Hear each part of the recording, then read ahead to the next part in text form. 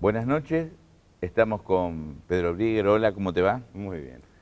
Una de las voces más lúcidas del espacio nacional y popular respecto a la política internacional, usted lo conoce, es una cara de la televisión pública en Visión 7 Internacional, es director de Nodal.m, también es columnista de CNN, es un hombre que tiene una profusa experiencia en los medios de comunicación. Y mi primera pregunta, porque los que te conocemos a partir de tu tarea periodística, es tus orígenes, de dónde venís, cómo se te dio el periodismo, por qué la política internacional. Tiene que ver con cuestiones personales que muchas veces influyeron. Mis padres fueron perseguidos durante la Segunda Guerra Mundial, una familia judía, llegaron a la Argentina, por lo tanto ellos llegaron de jóvenes, en mi casa se hablaba alemán, fue mi primera lengua, siempre tuve un acercamiento muy especial a los idiomas. Fui a un colegio judío donde se enseñaba el hebreo, después aprendí inglés y francés. O sea, siempre me gustó estudiar idiomas. Más tarde comencé a estudiar en diferentes oportunidades árabe, chino. Viví mucho tiempo en el exterior, viví 11 años en el Estado de Israel, por lo tanto tuve mucho acercamiento a lo que era el Medio Oriente, el mundo árabe, el mundo islámico, por mis propios orígenes muy ligados a Europa, familia alemana, parientes en el Reino Unido, en Francia. Nuestra propia historia argentina necesariamente te liga a España y a Italia. Por lo tanto, yo siempre digo que miro el mundo desde arriba. Cuando yo analizo no me ubico en la Argentina para analizar, por más que yo hoy viva acá. Cuando miro América Latina trato de ver cuáles son los procesos más allá de lo puntual. Y lo mismo si tengo que analizar lo que está pasando en Europa, por ejemplo, seguí muy de cerca y lo sigo, lo que está pasando en España, lo que está pasando en Grecia. ¿Tus padres qué profesión, qué actividad desarrollaban? Mi mamá llegó a los 13 años, terminó acá segundo grado y se dedicó a trabajar. Y mi padre era comerciante, llegó a los 18 años. O sea que tus padres te conocieron acá. Se conocieron acá. Los dos provenientes de Alemania, los dos huyendo del nazismo. ¿En qué año? Mi mamá llegó después del 38, ella conoció lo que se llama la Noche de los Cristales Rotos, cuando los nazis destruyeron muchas sinagogas y comercios judíos en Berlín especialmente, ella estaba ahí. Mi papá se fue en el 33, apenas asume Alemania, por eso digo que en mi casa se hablaba alemán, era el idioma que ellos hablaban y todo lo cultural que tenía que ver con Alemania y con Europa fue muy cercano a mí. Después entró Grecia, entró España, o sea, yo seguí muy de cerca el proceso electoral en Grecia, estuve en las últimas 2 elecciones en Grecia, estuve en la gran manifestación que hubo en marzo ahora en Madrid también, volviendo de Grecia, estuve en Egipto después de la caída de Mubarak, tratando de empaparme de los movimientos populares, que es algo que yo trato de seguir muy de cerca, ¿no? Entender. Vos hablás de política y después analizás la política internacional, o analizás la política internacional y te encontrás con la política. Yo creo que hay una mezcla. Yo me fui además muy joven, yo me fui a los 18 años a vivir a Israel, así que no tenía militancia política en la Argentina, aunque eran momentos de tomas de escuelas en el 72, 73, años bastante fuertes. Y mi despertar político, periodístico, se despertó en el extranjero, en Israel. O sea, yo no pasé acá la dictadura, me fui por voluntad propia, no fui exiliado en ese momento. Era un momento caldeado en el Medio Oriente. Pero sí, yo llegué justo después de la guerra del 73. Entre la guerra de los 7 días y la del Yom Kippur. Yo llego justamente a Israel después de la guerra de 1973 y mi crecimiento fue en una región muy distante de América Latina, empapándome, trataba de entender las sociedades que rodeaban al Estado de Israel, la cuestión palestina, el Líbano, Egipto, Irak, Irán, Siria. Así que mi primer acercamiento tuvo más que ver con el estudio de la cuestión nacional, por ejemplo. La cuestión nacional palestina me acercó a la cuestión nacional vasca, a la cuestión nacional en Canadá de Quebec, a la cuestión de los catalanes. O sea, hubo un despertar muy vinculado a una temática que tuvo mucho que ver con la década del 50, los movimientos de descolonización en África y en Asia. ¿Y cuándo llegaste al periodismo? Es una buena pregunta porque cuando volví a la Argentina, yo primero comencé a trabajar en la universidad, terminé mi carrera, yo soy sociólogo, y siempre me gustó la escritura, me gustaba el periodismo ya cuando era adolescente. Algunos periodistas que yo conocía me desalentaron y creo que tiene que ver con esta formación muy universal, muy cosmopolita, de manejar muchos idiomas, de que me gusta conocer lugares, las culturas de otros pueblos. O sea, y el periodismo fue parte de eso. En realidad el salto al periodismo lo doy después de haber publicado un libro sobre Nicaragua, y empiezo a aparecer en medios, me comienzan a llamar, me entrevista a la CNN, me llaman a diferentes programas como experto en temas internacionales, me piden que escriba columnas, escribo noticias, escribo aquí, escribo allá. Y bueno, fui aprendiendo lo que era radio, lo que era escribir, perfeccionar, y después la televisión, y bueno, así se fue dando, es un poco atípico. Uno accede muchas veces a la realidad a través de los medios sobre política internacional, y generalmente es el diario, la revista, la televisión. Todo lo que viene en general que uno consume está formateado en una ideología que responde a la impronta norteamericana o a la impronta europea. Vos tenés una formación y un conocimiento que te debe dar muchos elementos para poder discernir qué es CNN, donde sos columnista, o qué es ser la voz en temas internacionales en la televisión pública. ¿Cómo ves la puja, esa lucha cultural ideológica entre medios que nos buscan llevar desde Hamburgo a Buenos Aires, Londres, o de Nueva York a Lima, Lima a San Francisco, obviando lo nuestro, lo latinoamericano? A ver, primero lo general. Como yo siempre miré el mundo desde arriba, desde que empecé a interesarme en los temas de política internacional mezclados con el periodismo, iba viendo dónde había conflictos que a mí me parecían importantes, aunque no estuvieran en la agenda periodística. Esto es sin despreciar a ninguno, pero a mí la agenda no me la marca ni Clarín, ni la prensa, ni el New York Times, ni el Washington Post, o algún diario alemán, o la agencia EFE de España.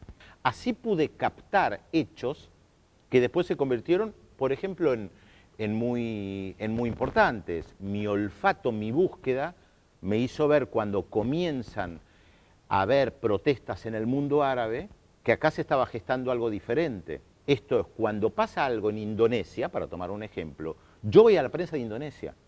Ya es algo que tengo mecanizado.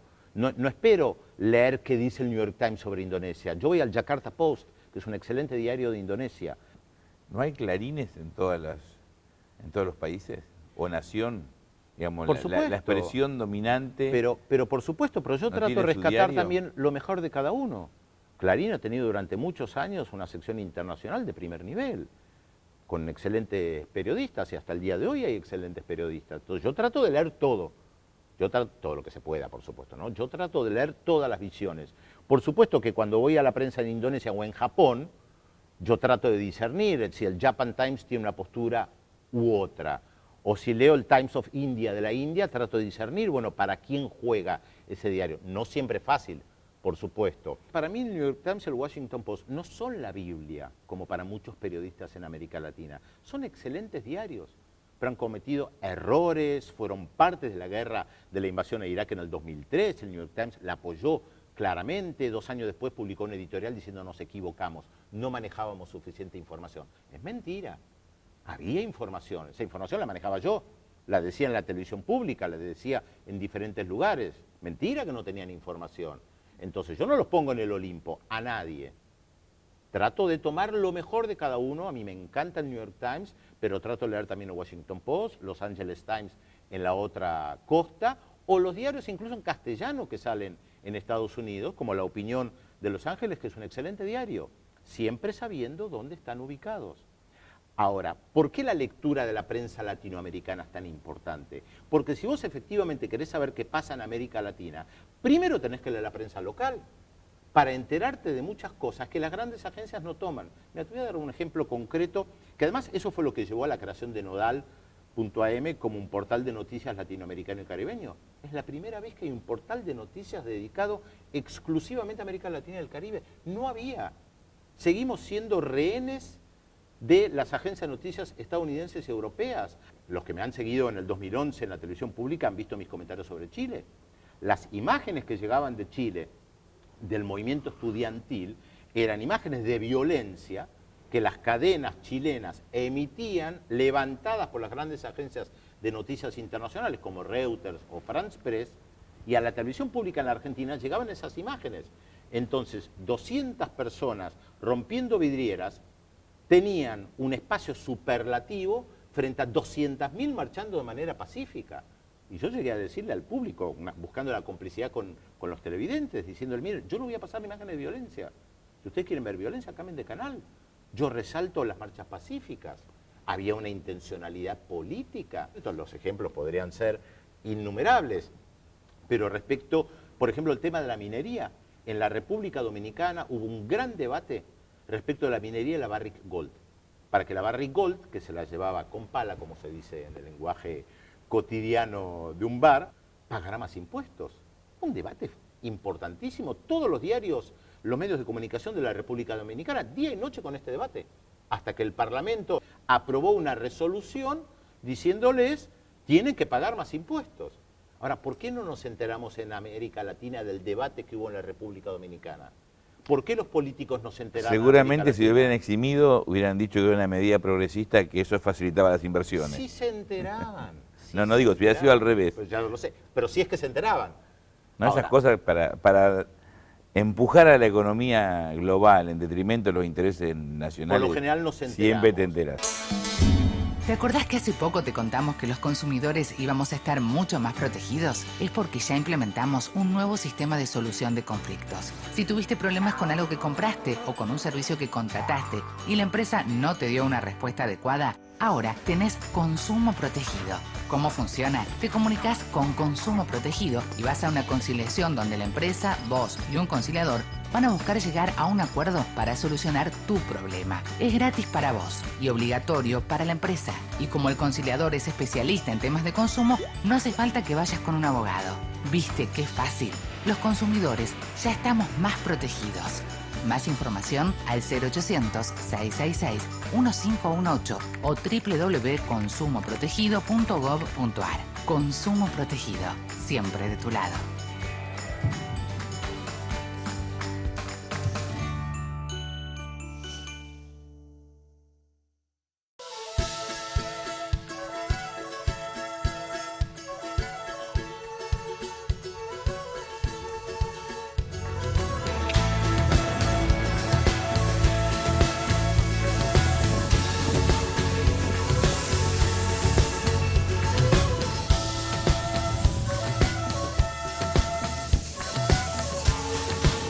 Argentina es tu mundo. Date una vuelta.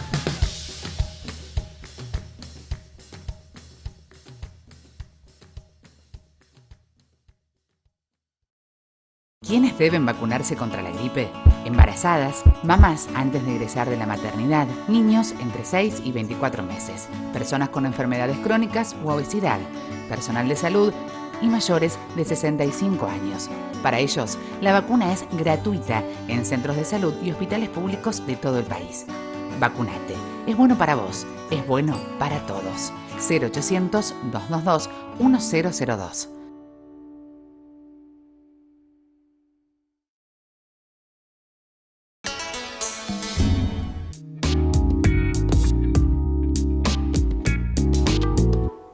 Te iba a preguntar del ALCA, tu visión, pero agrego, en lo que respecta a medios de comunicación, quizás no avanzamos tanto en función de la descripción que estás haciendo, ¿no? Creo que a nivel comunicacional los avances son pequeños. Respecto del ALCA, yo formé parte de la coordinadora anual ALCA que existía. El ALCA, para los que no lo recuerdan, era el gran proyecto de Estados Unidos desde Alaska a Tierra del Fuego. Era un proyecto continental, con oficinas en Miami y cerca de 70.000 puestos de trabajo en Miami. O sea, era el gran proyecto que tenía Estados Unidos para la región. Un gran área de libre comercio que favorecía básicamente a las empresas estadounidenses, que por eso Estados Unidos trataba de firmar tratados de libre comercio con cada país en particular. Creo que el no al ALCA acá en Mar del Plata marca un antes y un después. Yo lo dije en su momento también en la televisión pública. Yo no sé si Néstor Kirchner fue consciente de la travesura, entre comillas, travesura política que le hizo al presidente de los Estados Unidos cuando se plantó ahí. y permitió que Hugo Chávez realizara, junto con argentinos, bolivianos, Evo todavía no era presidente de Bolivia, ese gigantesco acto en Mar del Plata, que significó un duro revés para la política de Estados Unidos, un duro revés. Ahora, es verdad que la comunicación tal vez no ha avanzado tanto. Yo tengo un diagnóstico al respecto que tiene que ver con medios de comunicación alternativos que fueron creciendo en los últimos 20 años, 30 años, y que fueron creciendo al calor de la lucha en contra de las políticas neoliberales. Y muchos medios alternativos que han hecho un gran trabajo. Creo que el problema de muchos de estos medios alternativos es que se quedaron en la protesta, en la denuncia. Somos una minoría que denuncia. Y en América Latina, desde la llegada de Hugo Chávez y los cambios y la sucesión de gobiernos progresistas, en el amplio sentido de la palabra, ha habido un cambio de etapa, hay un cambio de época. Porque creo que hay que dar ese salto comunicacional, de buscar competir con los grandes medios internacionales, buscar romper esa hegemonía comunicacional y no quedarse solamente en la protesta y la letanía de cuán difícil es frente a los grandes medios de comunicación. Ahora, creo que hay un déficit muy grande en los organismos regionales, en UNASUR, en CELAC, en Mercosur y en gran parte de los organismos regionales, en no avanzar en la comunicación. Y creo que a gran parte de los que elaboran las estrategias políticas para la región no terminan de entender, es mi opinión, no terminan de entender lo comunicacional desde lo positivo.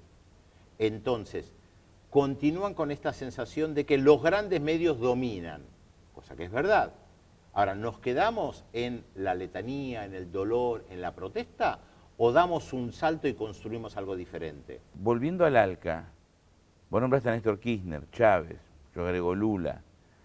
¿Cómo pensás que evolucionó lo del ALCA 2005? Hoy estamos en el 2015. ¿Y cuál es la realidad hoy de Argentina y la región ante un mundo, usando el ALCA como base de la pregunta, pero un mundo que, desde mi punto de vista, corregime que no me voy a ofender, pareciera que tiene la crisis económica más grave de 1930 a la fecha? ¿Cómo visualizás, cómo deberíamos pararnos y cómo visualizar lo que viene? A ver, respecto a la crisis más grave, no sé si es la crisis más grave, yo no sé si estoy capacitado para decir que es la más grave, habría que ver qué parámetros utilizamos. De todas maneras, la otra parte de la pregunta respecto del ALCA, yo dije antes, el ALCA era el gran proyecto de Estados Unidos. Estados Unidos se queda sin un proyecto continental. Y mientras Estados Unidos tiene que retroceder y reacomodarse frente a la pérdida de un proyecto continental, avanzan gobiernos progresistas que claramente se distancian, muchos de ellos en el discurso, pero se distancian de las políticas neoliberales que trata de imponer el Fondo Monetario Internacional, el Banco Mundial y Estados Unidos con el ALCA. Y se configuran otras alianzas. Mercosur empieza a delinearse de otra manera y nace UNASUR. El problema que también nuestra visión tan eurocéntrica como concepto que miramos a Europa y Estados Unidos no nos hace a veces ver otros problemas que hay en la región. Te doy un ejemplo concreto. Para la Argentina, Malvinas es algo muy importante. En todos los foros internacionales se plantea el tema de Malvinas. ¿Cuántos políticos argentinos saben que para los caribeños un tema central para ellos es el reclamo de reparaciones por la esclavitud que provocaron los británicos, los holandeses, los franceses? ¿Cuánto apoya la Argentina a los países del Caribe en el tema de reparaciones de esclavitud? Ahora, después pretendemos que nos apoyen en el tema Malvinas, correctamente. Ahora, nosotros no miramos más los problemas que tienen ellos. ¿Cómo hago para enterarme que el tema esclavitud es tan importante en el Caribe? No tengo forma de enterarme. CELAC prácticamente no informa, UNASUR no informa, la OEA mucho menos. Yo no puedo leer, yo Chino Navarro, no puedo leer la prensa de San Vicente y las Granadinas para enterarme, o los diarios del Caribe o de Trinidad y Tobago para saber qué es importante ahí. No es tu rol tampoco, eso lo tengo que hacer yo. ¿Cómo a nivel comunicacional se maneja, por ejemplo, lo que pasa en Venezuela? El año pasado hubo una intervención mediática de diarios a nivel regional muy fuerte en Venezuela. Se pusieron de acuerdo muchos grupos de diarios para intervenir política y mediáticamente en Venezuela. Lo reconocieron los propios colombianos que impulsaron esto a través de sus principales voceros que estaban interviniendo políticamente en Venezuela. Entonces, los medios de comunicación ya no son, si es que alguna vez lo fueron, solo diarios. Todos lo sabemos, que tienen una intervención política, que intervienen políticamente. Sabemos que la objetividad no existe, ni la tuya, ni la mía, ni la de ningún diario. Uno se ubica en un determinado lugar y elige una noticia como relevante. Tomando estas reflexiones, y reivindico y repito lo que dijiste hace un rato, me pareció muy bueno, cómo el capital se mueve en tiempo real de un lugar a otro en el mundo sin inconvenientes, y no pasa lo mismo con las personas, con los seres humanos. Este es un año electoral. ¿Qué está en juego para vos en estas elecciones? ¿Qué es lo que juega el pueblo argentino? Mira, yo lo miro, como te decía antes, de una visión latinoamericana. Yo creo que lo que está en juego es parte de la profundización de un proceso de cambio a nivel regional, que yo digo progresista, entre comillas o sin comillas, en el amplio sentido de la palabra, que es muy heterogéneo, que es muy disímil, que tiene muchos altibajos, pero que va marcando un determinado camino. No es lo mismo un gobierno que mire a UNASUR como un elemento político importante u otro gobierno que privilegie la OEA. No es lo mismo.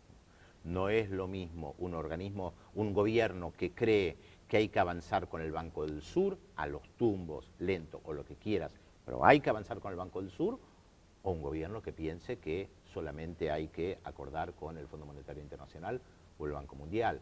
No es lo mismo un gobierno que teja alianza y se acerque al gobierno de Evo Morales o de Rafael Correa, con sus diferencias por supuesto, que a un gobierno que decida privilegiar la relación en Bolivia con la oposición a Evo Morales o en Ecuador con la oposición a Rafael Correa. No son lo mismo.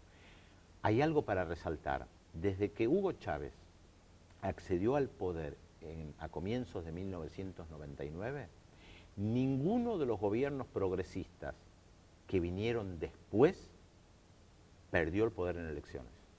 Ninguno. Los únicos dos que tuvieron que salir del poder fueron a través de golpes de estados parlamentarios militares.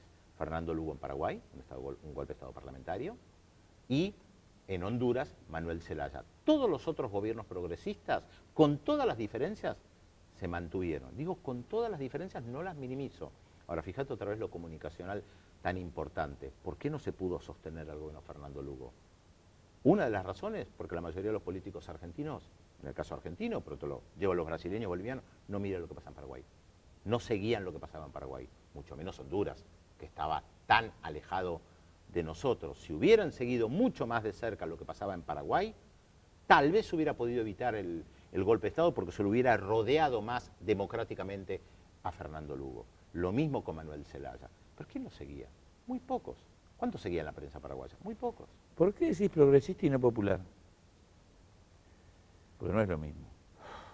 ¿Por qué decir popular y no progresista? Porque popular tiene un componente de pueblo y progresista es la progresía más bien de los sectores medios. Por eso digo popular, progresista, populista. La palabra populista se lo usa por lo general de manera peyorativa. Todavía ahí no se ha ganado la batalla cultural para que lo populista, que implica repartirle a la gente y permitir que viva mejor, sea visto de algo positivo. Pero sí, yo podría usar la palabra progresista, popular, populista. Hay que explicar cada vez a qué se refiere cada uno, pero es verdad la distinción que vos hacés. Progresista, por lo general, está más vinculado a sectores medios. Que deben ser parte de un proceso popular. Es verdad lo que vos decís, si lo popular está mucho más representado por las capas populares, una redundancia, las capas bajas, bajas medias. También hay que ver quién dirige esos procesos, cómo lo dirige, de dónde proviene. En el caso de Chávez, Correa, Néstor, Cristina, Evo, Lula, Dilma, son populares. Sí, pero con orígenes muy disímiles. Sí, muy obvio. No lo digo ni para bien ni para mal. Son parecidos. No, muy disímiles. Son muy diferentes todos. Exactamente, algunos que tenían un cierto bienestar económico o mucho y otros que dormían en la calle durante su infancia. Así es. Que lo fue haciendo crecer de maneras diferentes. Todos entienden, todos estos que vos nombraste y otros entienden que se necesitan. de alguna u otra manera saben que necesitan. No Eso hay, es lo que está en juego. no hay en las elecciones transformación argentinas. sin sectores populares y sin sectores medios. Sí, yo te diría que no hay transformación si no lográs que la mayoría de la población te apoye. Es fundamental que la mayoría te apoye, por supuesto. Ahora, lograrlo no es sencillo. Pedro, me gustaría que... Me quedaron muchas preguntas, sobre todo el Bueno. tema Ucrania, China. No, tampoco puedo hablar de todo. No, por eso te digo, me animo a invitarte para otro programa para que hablemos de China, de Ucrania, pero lo charlamos otro día. Pero Te con gusto. agradezco y fue un gustazo. He aprendido, creo que la audiencia debe haber aprendido. Bueno, gracias. Un gusto conversar con vos. La verdad que el término muchas gracias no expresa lo que realmente siento. Escriben los que ganan, eso quiere decir que hay otra historia, la verdadera historia. Quien quiera oír que oiga.